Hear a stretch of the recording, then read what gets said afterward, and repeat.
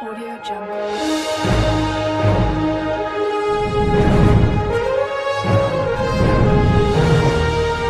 Jungle.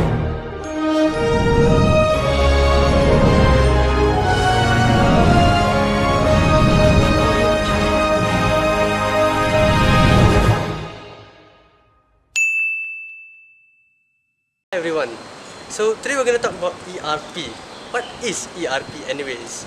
So actually ERP is a modern ERP software that is incredibly powerful literally.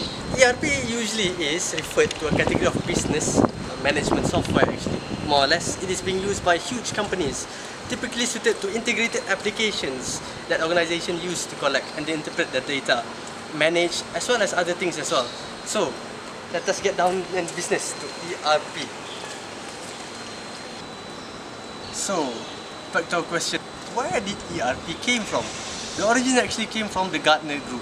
It was first used the abbreviation of ERP in the 1990s actually, to extend upon the capabilities, material requirement planning, MRP actually. The early phrase was MRP. Later, the manufacturing resource planning came as MRP2, as well as computer integrated manufacturing. So, ERP actually came to present a larger whole that reflected the evolution of application integration beyond manufacturing. Not all of the ERPs package developed from a manufacturing core, but ERP vendors variously began assembling the packages with finance and accounting, maintenance, human resource, and all the components. And by the mid-1990s, ERP systems addressed all core enterprises all around the world. Governments, non-profit organizations all started to use ERP. That was the origin of ERP. So what are the implementations of ERP? What are the stages of it? It might sound as easy as it is, but actually it's not. It's more complicated than that, to be honest. It goes into a lot of processes that is very complex and complicated. So let us delve into that first.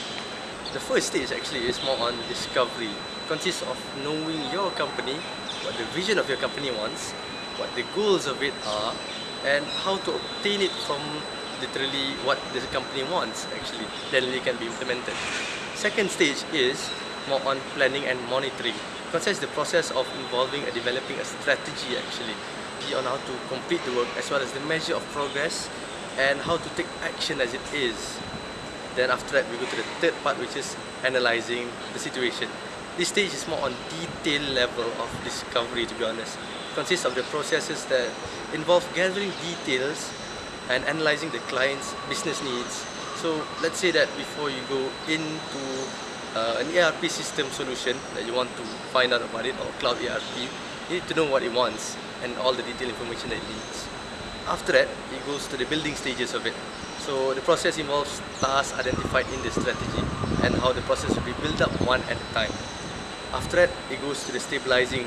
It consists of a state of processes that ensure the solution that meets up with the clients.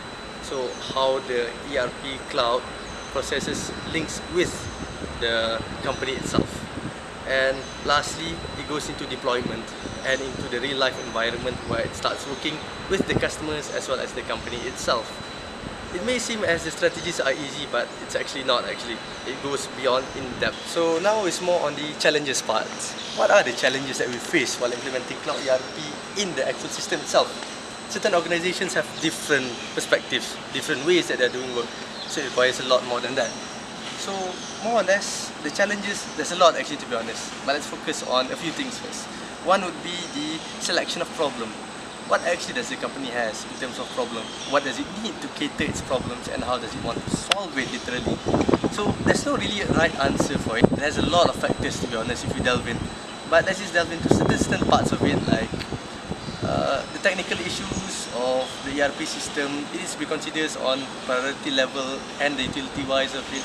Those are all must be included for the selection process of it. So before one chooses the company or chooses the software, needs to go through and think about it first. Next is more on the technical issues. It might not bother you at first, but actually it will bother you at the end before the ERP is implemented. Because technical issues cause a lot more damage, to be honest.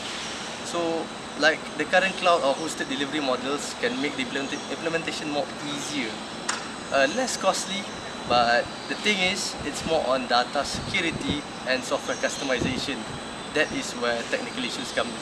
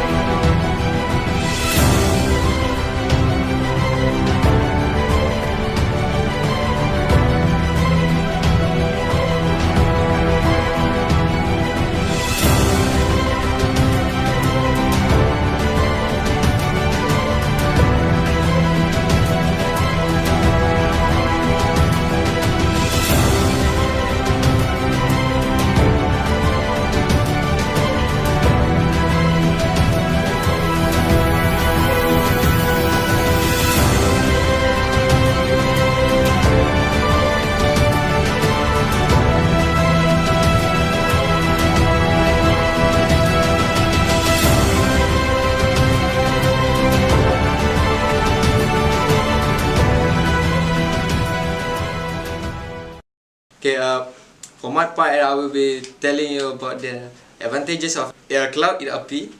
And for the first part is efficiency. Often efficiency become a vital component where every business needs it to compete with others in this modern world. And for the next part is accessibility, where the area of accessing the database won't be a problem, and you can access it without limited access area. And the final part is for the competition part, where others company compete with each other, but your business is still struggling with others. So with cloud ERP, you shouldn't have this kind of problem. For the disadvantages of a cloud ERP, for the security part is the provider will have full access to your database, so the security might be a problem. So that's the disadvantages. And for the second one is internet dependency, where if there's a downtime in internet connectivity, there will be a slight problem. That might be a big problem someday. And for the third one is training dependent, where the success depends on the skills of the staff, whether they can communicate with it or use it to full efficiency and effectiveness.